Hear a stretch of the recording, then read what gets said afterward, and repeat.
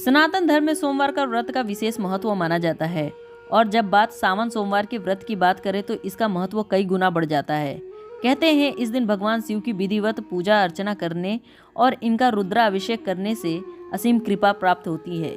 ये व्रत वैवाहिक जीवन में खुशियां लाता है। कहा यह भी जाता है कि अगर कुंवारी कन्याएं इस व्रत को करती हैं तो उन्हें योग्य वर की प्राप्ति होती है। चलिए जानते हैं सावन सोमवार की व्रत कथा। सावन सोमवार की कथा के अनुसार अमरपुर नगर में एक व्यापारी रहता था। दूर दूर तक उसका व्यापार फैला हुआ था।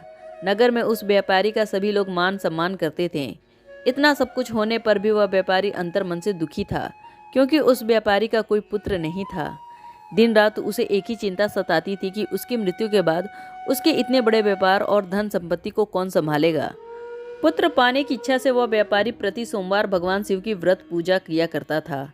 संध्या काल को व्यापारी शिव मंदिर में जाकर भगवान शिव के सामने घी का दीपक जलाया करता था। उस व्यापारी की भक्ति देखकर एक दिन माता पार्वती ने भगवान शिव से कहा, हे प्राणनाथ, यह व्यापारी आपका सच्चा भक्त है। कितने दिनों से यह सोमवार का व्रत और पूजा नियमित रूप से करता है। भगवान, आप इस व्यापारी की मनोकामना अवश्य पूर्ण करें। भगवान शिव ने मुस्कुराते हुए कहा, हे पार्वती, इस संसार में सबको उसके कर्म के अनुसार फल की प्राप्ति होती है। प्राणी जैसे कर्म करते हैं उन्हें वैसे ही फल की प्राप्ति होती है। इसके बावजूद माता पार्वती नहीं मानी। उन्होंने आग्रह करते हुए कहा, नहीं प्राणनाथ, आपको इस व्यापारी की इच्छा पूरी करनी ही पड़ेगी। यह आपका अनन्य भक्त है। प्रति सोमवार आपका विधिवत व्रत रखता है और पूजा अर्चना के बाद आपको भोग लगाकर एक समय भोजन ग्रहण करता है। आपको इसे पुत्र प्राप्ति का वरदान देना ही होगा। माता पार्वती का इतना आग्रह देखकर भगवान शिव ने कहा, तुम्हारे आग्रह पर मैं इस व्यापारी को पुत्र प्राप्ति का वरदान देता हूँ, लेकिन इसका पुत्र 16 वर्ष से अधिक जीवित नहीं रहेगा। उसी रात भगवान शिव ने स्वप्न में उस व्यापारी को दर्शन देकर उसे पुत्र प्राप्ति का वरदान दिया और उसके पुत्र के 16 वर्ष तक जीवित रहने की बात भी बताई। भगवान के वरदान से व्यापारी को खुशी तो हुई, लेकिन पुत्र की अल्पायु चिंता ने उस खुशी को नष्ट कर दिया। व्यापारी पहले की तरह सोमवार का विधिवत व्रत करता रहा। कुछ महीनों पश्चात उसके घर में अति सुंदर पुत्र उत्पन्न हुआ। पुत्र जन्म से व्यापारी के घर में खुशियां भर गईं। बहुत धूमधाम से पुत्र जन्म का समारोह मनाया गया। व्यापारी को पुत्र जन्म की अधिक खुशी नहीं हुई, क्योंकि उसे पुत्र की अल्पायु के रहस्य का पता था। यह रहस्य घर में किसी को नहीं मालूम था। विद्वान ब्राह्मणों ने उस पुत्र का नाम अमर रखा। जब अमर 12 वर्ष का हुआ तो शिक्षा के लिए उसे वाराणसी भेजने का निश्चय हुआ। व्यापारी ने अमर के मामा दीपचंद्र को बुलाया और कहा कि अमर को शिक्षा प्राप्त करने के लिए वाराणसी छोड़ आओ। अमर अपने मामा के साथ शिक्षा प्राप्त करने के लिए चल दिया। रास्ते में जहां भी अमर और दीपचंद्र रात्रि में विश्राम करने के लिए ठहरते थे, वहीं यज्ञ करते और ब्राह्मणों को भोजन कराते थे। लंबी यात्रा के बाद अमर और दीपचंद्र एक नगर में पहुंचे। उस नगर के राजा की कन्या के विवाह की खुशी में पूरे नगर को सजाया गया था। निश्चित समय पर बारात आ गई, लेकिन वर का पिता अपने बेटे के एक आंख से काने होने के कारण बहुत चिंतित था। उसे इस बात का भय सता रहा था कि राजा को इस बात का पता चलने पर कहीं वह विवाह से इनकार ना कर दे, इससे उसकी बदनामी होगी। वर के पिता ने अमर को देखा तो उसके मस्तिष्क में एक विचार आया। उसने सोचा, क्यों न इस लड़के को दूल्हा बनाकर राजकुमारी से विवाह करा दूं।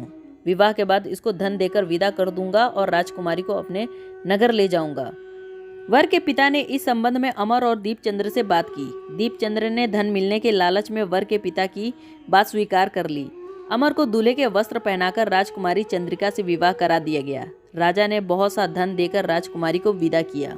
अमर जब लौट रहा था तो सच नहीं छिपा सका और उसने राजकुमारी की ओढ़नी पर लिख दिया कि राजकुमारी चंद्रिका, तुम्हारा विवाह मेरे साथ हुआ है। मैं तो वाराणसी में शिक्षा प्राप्त करने जा रहा हूँ। अब तुम्हें जिस नवयुवक की पत्नी बनना पड़ेगा वह कान्हा है। जब राजकुमारी ने अपनी ओढ़नी पर लिखा हुआ पढ़ा तो उसने काने लड़के के साथ जाने से इनकार कर दिया। राजा ने सब बातें जानकर राजकुमारी को महल में रख लिया। उधर अमर अपने मामा दीपचंद्र के साथ वाराणसी पहुंच गया। अमर ने गुरुकुल में पढ़ना शुरू कर दिया। जब अमर की आयु 16 वर्ष हुई तो उसने एक यज्ञ किया। यज्ञ की समाप्ति पर ब्राह्मणों को भोजन कराया और खूब अन्न, धन, वस्त्र दान किए। रात को अमर अपने शयन कक्ष में सो गया। भगवान शिव के वरदान के अनुसार शयन अवस्था में ही अमर के प्राण पखेरु उड़ गए। सूर्योदय पर मामा अमर को मृत देखकर रोने पीटने लगा। आसपास के लोग भी एकत्र होकर दुख प्रकट करने लगे। मामा के रोने बिलाप करने के स्वर समीप से गुजरते हुए भगवान शिव और माता पार्वती ने भी सुना। माता पार्वती ने भगवान शिव से कहा, प्राणनाथ, मुझे इसके रोने के स्वर सहन नहीं हो रहे हैं, आप इस व्यक्ति के कष्ट अवश्य दूर करें। भगवान शिव ने माता पार्वती के साथ अदृश्य रूप में समीप जाकर अमर को देखा तो पार्वती से बोला, पार्वती, यह तो उसी व्यापारी का पुत्र है। मैंने इसे 16 वर्ष की आयु का वरदान दिया था, इसकी आयु तो पूरी हो गई। पार्वती जी ने भगवान शिव से निवेदन किया, हे प्राणनाथ, आप इस लड़के को जीवित करें, नहीं तो इसके माता पिता पुत्र की मृत्यु के कारण रो रो कर अपने प्राण त्याग कर देंगे। इस लड़के का पिता तो आपका परम भक्त है, वर्षों से सोमवार का व्रत करते हुए आपको भोग लगा रहा है। माता पार्वती के आग्रह पर भगवान शिव ने उस लड़के को जीवित होने का वरदान दिया और कुछ ही पल में वह जीवित होकर उठ बैठा। शिक्षा समाप्त करके अमर मामा के साथ अपने नगर की ओर चल दिया। दोनों चलते हुए उसी नगर में पहुंचे जहां अमर का विवाह हुआ था। उस नगर में भी अमर ने यज्ञ का आयोजन किया। समीप से गुजरते हुए नगर के राजा ने यज्ञ का आयोजन देखा। राजा ने अमर को तुरंत पहचान लिया।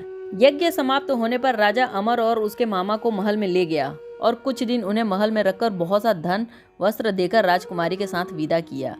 रास्ते में सुरक्षा के लिए राजा ने बहुत से सैनिकों को भी साथ में भेजा। दीपचंद्र ने नगर में पहुंचते ही एक दूत को घर भेजकर अपने आगमन की सूचना भेजी। अपने बेटे अमर के जीवित वापस लौटने की सूचना से व्यापारी बहुत प्रसन्न हुआ। व्यापारी ने अपनी पत्नी के साथ स्वयं को एक कमरे में बंद करके रखा था। भूखे प्यासे रहकर व्यापारी और उसकी पत्नी बेटे की प्रतीक्षा कर रहे थे।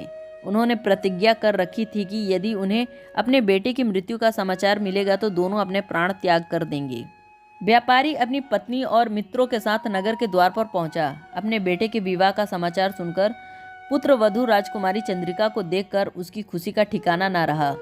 उसी रात भगवान शिव ने व्यापारी के स्वप्न में आकर कहा, हे भक्त, मैं तेरे सोमवार के व्रत करने और व्रत कथा सुनने से प्रसन्न होकर तेरे पुत्र को लंबी आयु प्रदान की है। व्यापारी बहुत प्रसन्न हुआ। सोमवार का व्रत करने से व्यापारी के घर में खुशियां लौट आई। शास्त्रों में लिखा है कि जो स्त्री पुरुष सोमवार का विधिवत व्रत करते हैं और व्रत कथा सुनते हैं, उनकी सभी इच्छाएं पूरी होती हैं।